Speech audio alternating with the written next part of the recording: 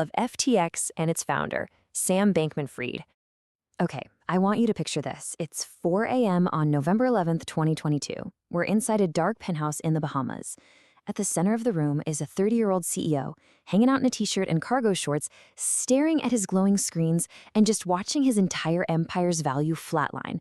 I mean, in just 72 hours, a company worth $32 billion dissolved to absolute zero. Millions of ordinary people's life savings? Poof, gone. The money has completely vanished, and over 1 million customers are suddenly locked out of their accounts. And right in the middle of this historic, unprecedented catastrophe, Sam Bankman-Fried simply orders a pizza and goes to sleep. I mean, no way, right? So to figure out how this is even possible, we've got to rewind. Section 1. The manufactured myth. Building an empire of trust. You see, that $32 billion wasn't actually stolen over that single chaotic weekend in 2022. To understand how it vanished, we have to look closely at the masterful illusion Bankman-Fried built around himself. He meticulously projected this super humble image to the world, driving a beat-up Toyota Corolla, sleeping on beanbags in his office, and constantly preaching this philosophy of effective altruism. But the reality? Drastically different. Behind the scenes, he was quietly amassing a staggering personal fortune that peaked at an estimated $26 billion. And what's truly mind-blowing here is exactly who fell for that myth. We're talking about the absolute smartest institutional investors in the world. Heavyweights like Sequoia Capital and SoftBank, who gave him unquestioned credibility. The Ontario Teachers' Pension Plan literally handed over millions. He's buying Super Bowl ads, slapping his company's name on the Miami Heat arena, the whole shebang. And all of this prestige totally blinded these financial titans, causing them to completely miss a giant gaping hole in FTX's balance sheet. Which brings us to Section 2, the Alameda research hole, where the money really went. To find that giant hole, we can't just look at FTX itself. We actually have to look 4 blocks down the road to a separate, seemingly ordinary trading firm called Alameda Research, a company that, surprise, surprise, was also entirely controlled by Bankman-Fried. See, customers logged into FTX and deposited their hard-earned money, naturally assuming those funds were sitting safely in a digital vault. But in reality, that money was quietly being siphoned out the back door directly to Alameda, where it was basically used like poker chips to fund incredibly high-risk cryptocurrency trades. Now, for years, a booming crypto market covered up Alameda's reckless bets. But when the market crashed in 2022, Alameda started bleeding billions. Then, on November 2nd, a leaked balance sheet revealed something absolutely terrifying. Alameda's biggest asset wasn't Bitcoin, and it wasn't US dollars. It was FTT.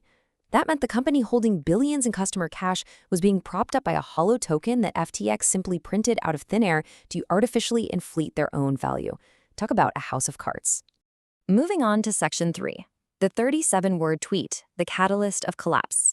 Once that leaked document was out in the wild, the clock started ticking. And the person who recognized the danger of this balance sheet faster than anyone else was the CEO of Binance, the world's largest rival crypto exchange, known in the industry as CZ. On November 6th, CZ posted exactly 37 words on Twitter, bluntly announcing that Binance was liquidating their $2.1 billion stake of FTT. This single post utterly shattered the fragile illusion of FTX's wealth and instantly triggered the deadliest, fastest bank run in cryptocurrency history. Just look at the sheer speed of this freefall. It is breathtaking. The balance sheet leaks, CZ tweets, panicked customers immediately flood the platform. In a matter of days, literally from November 6th to the 8th, customers demanded $6 billion in withdrawals, but they were demanding money from an exchange vault that was already entirely empty. By November 11th, FTX filed for bankruptcy. And yet, right in the middle of this catastrophic timeline, Sam Bankman-Fried takes to Twitter to publicly lie to his millions of customers. On November 7th, he explicitly claimed, quote, "FTX is fine, assets are fine," all while knowing full well the money had already been completely gambled away by Alameda. Section 4. The political shield, building a legal wall. So you might be wondering, how on earth did he think he could get away with this?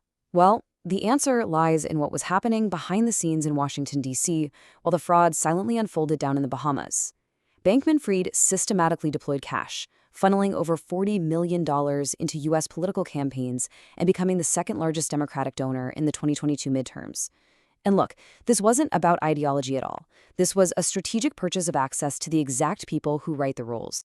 That massive deployment of cash bought a whole lot of influence. He was literally sitting before Congress, testifying as an expert witness, and telling regulators exactly how to regulate the industry he was simultaneously defrauding. He was actively lobbying for laws that would give FTX a massive legal advantage, essentially trying to build this giant legal wall to shield himself from the consequences of his ongoing theft.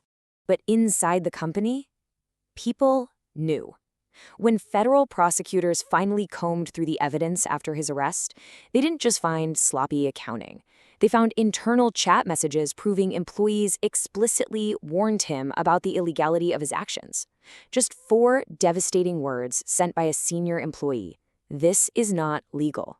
He saw it, and he just kept the machine running anyway.